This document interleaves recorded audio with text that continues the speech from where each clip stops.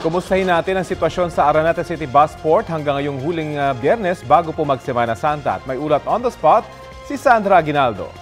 Sandra? Yes, Rafi, sa Araneta Bus Terminal sa Cubao ay kakaunti pa ang mga pasahero na sumasakay sa mga bus na biyaheng Pangasinan, Tarlac, Lucena, Batangas at iba pa. Ayon sa Bus Terminal Manager na si Sir Mon Legazpi ay inaasahan nila na sa simula bukas hanggang sa mismong Holy Week ay dahan-dahan ang dadami yung mga tao dito papunta naman sa mga probinsya. Wala naman daw problema sa ngayon ang pagkuha ng ticket dahil halos oras-oras din naman ang alis ng bus.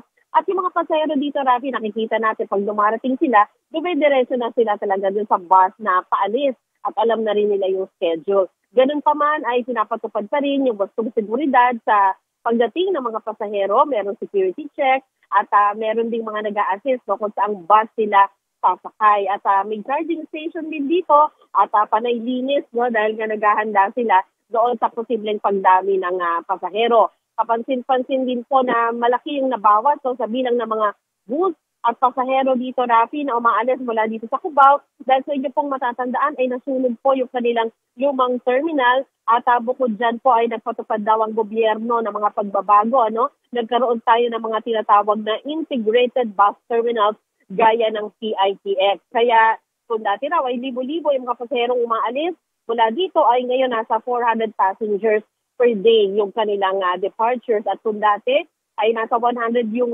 bus, 120 yung mga bus umaalis dito kada araw, ngayon ay nasa 40 na lamang. Dati mabanggit ko na lang din na meron tayong team na nag-ikot din sa Manila North Port at doon po ay medyo manipis pa rin ang dating ng mga pasahero. Sa kabila nito ay todo bantay po ang mga otoridad na nakatalagang magbantay para po safe ang biyahe ng ating mga kababayan.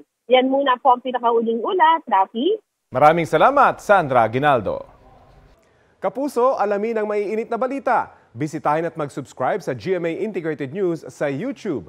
Sa mga kapuso abroad, samahan nyo kami sa GMA Pinoy TV at sa www.gmanews.tv.